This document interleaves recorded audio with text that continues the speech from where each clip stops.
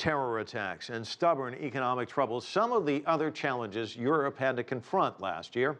And 2016 may actually be just as rocky. As CCTV's Jack Barton reports from Brussels, the EU also faces the added threat of a potential exit by Britain.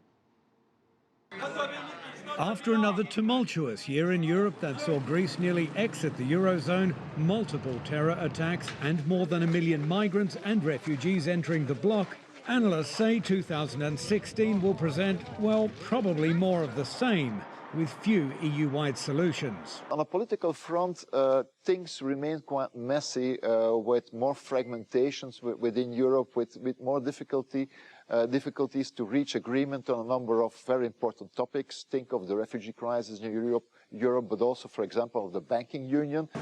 The banking union is needed to ensure big banks don't collapse, with debt and unemployment remaining high, while consumer spending and inflation remain alarmingly low.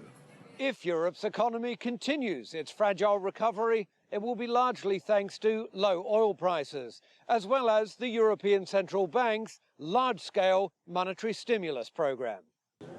As the economy staggers on, a half-dozen European countries have reintroduced border controls within the Schengen passport-free area to which most EU countries belong. It's a response to terror attacks, but also to an influx of asylum seekers, mostly from war-torn countries, entering via Turkey. A crisis that is not expected to end soon. Everything depends on Syria and on Turkey, and we see that the situation there is still not under control, and I don't think it will be resolved quickly.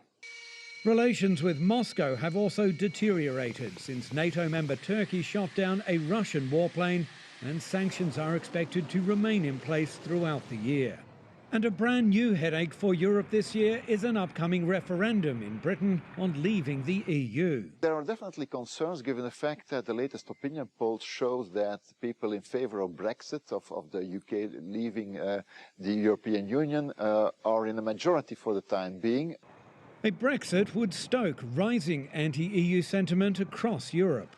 This has already ushered in a far-right government in Poland and has seen France's anti-EU National Front become a serious political force.